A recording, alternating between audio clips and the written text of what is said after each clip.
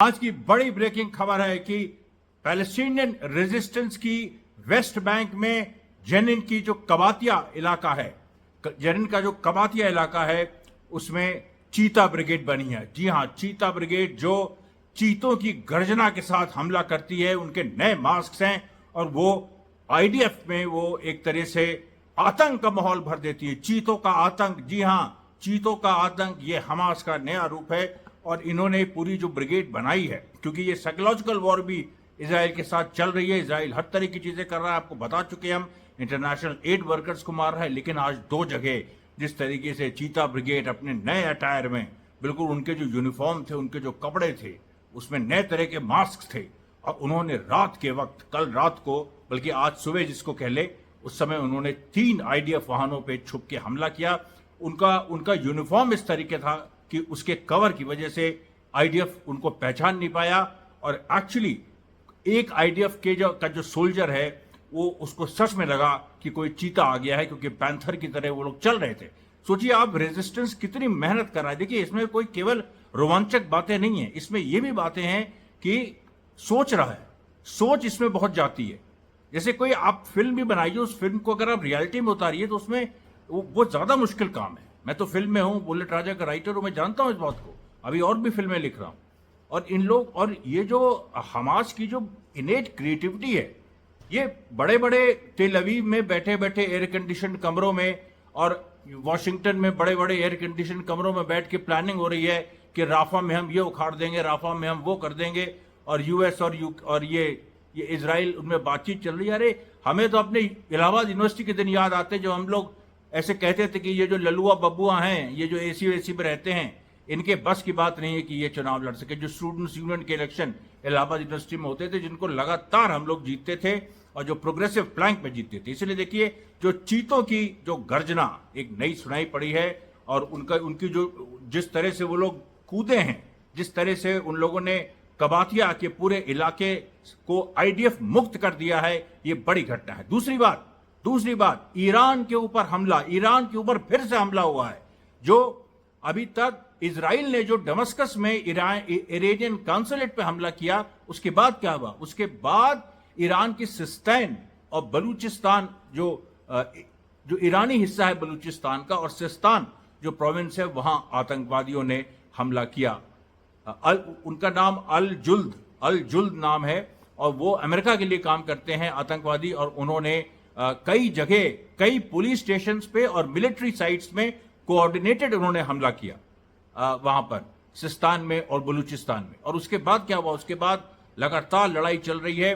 2 police station उन लोगों ने खत्म करने की कोशिश की है। इजराइल से ये सबूत ईरान को मिल गया है पहली बार कि ये लोग कहीं ना कहीं इजराइल से जुड़े हुए हैं, क्योंकि जो कम्युनिकेशन, उसमें जो कुछ 8-10 आतंकवादी मारे गए, उनको जो ईरान ने कॉन्फिस्केट किया, उसके बाद ये बात सामने आई कि कहीं ना कहीं इनका जो कम्युनिकेशन है वो मोसाद के साथ था। जी हां, मोसाद के साथ। और मोसाद की यहां बात आती है, वहां एक बात और बता दें आपको कि जो शिन बेत, जो इजराइल की इंटरनल सिक्योरिटी संभालता है, उसने वार्न किया है इजरायलियों को।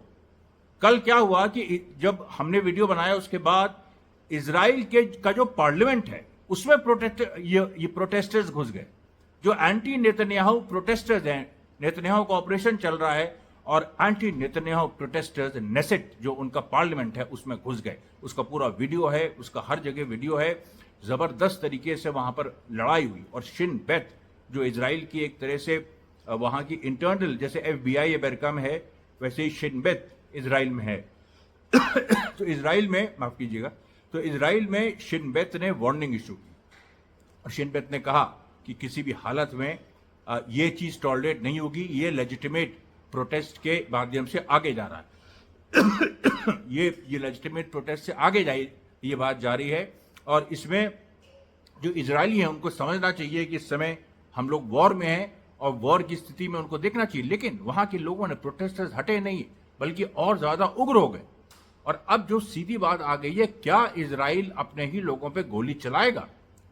सवाल यह आ गया है कि क्या इजराइल अपने ही लोगों पे गोली चलाएगा?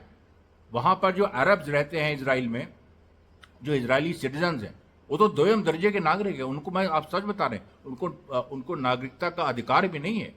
अगर ये सिद्ध हो जाए कि वो आतंकवादी हैं तो वो गिरफ्तार हो जाएंगे, उनकी सिटीजनशिप खत्म हो जाएगी। और अगर कोई इजरायली अगर प्रूव हुआ कि आतंकवादी है तो उसकी सिटीजनशिप नहीं खत्म होगी।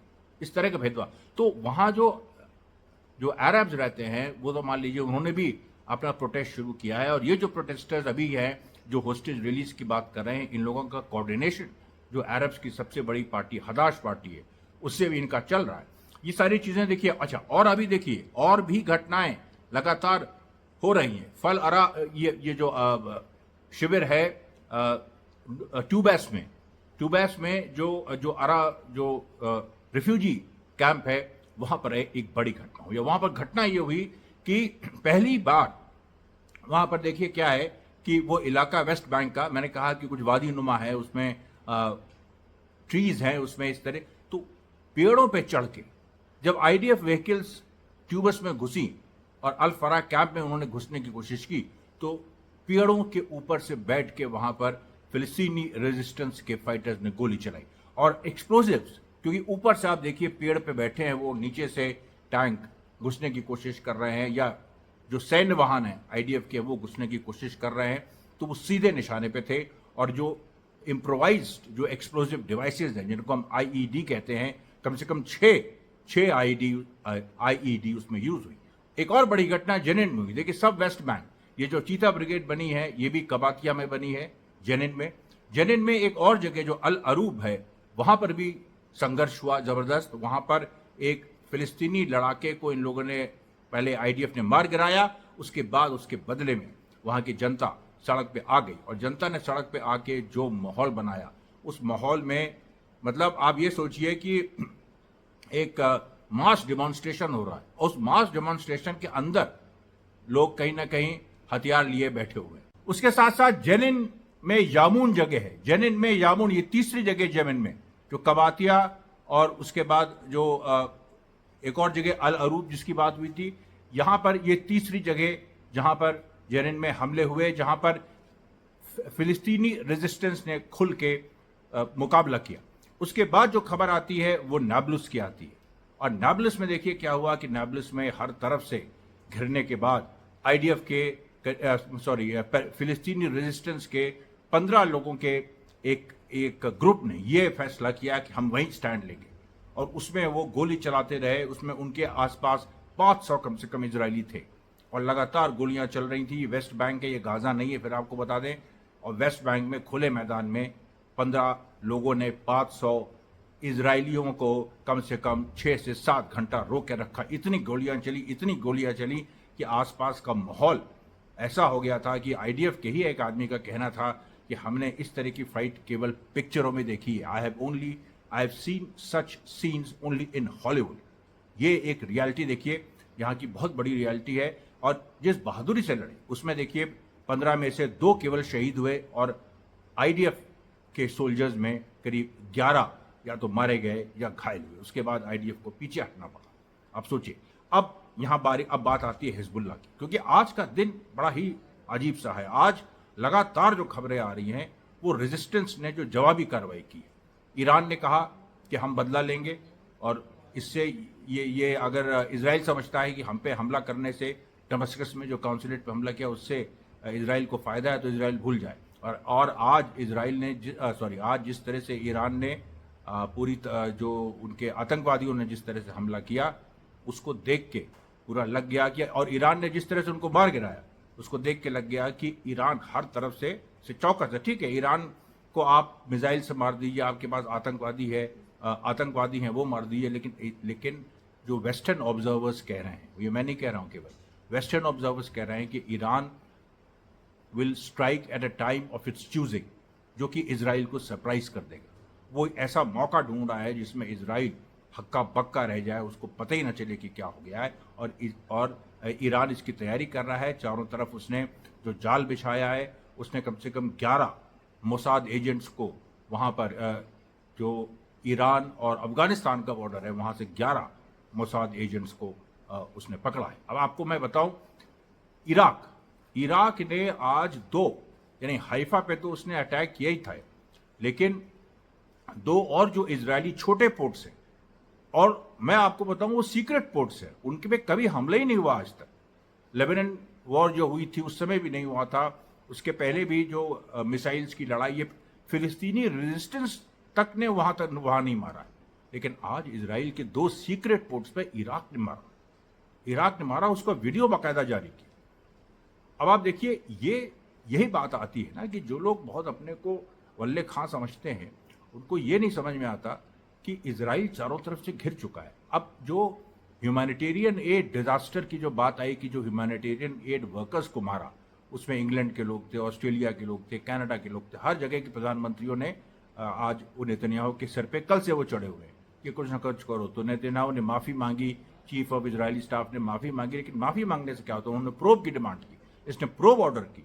इन सब चीजों से देखिए क्या होता है, कोई कह सकता है कि नहीं ये सब तो मिली भगत है इनकी, और सही बात है, मिली भगत है, लेकिन प्रोब से प्रेशर पड़ता है नीचे के लोगों पर। और यहाँ लड़ाई नीचे के लोगों के दिल और दिमाग जीतने हारने की है।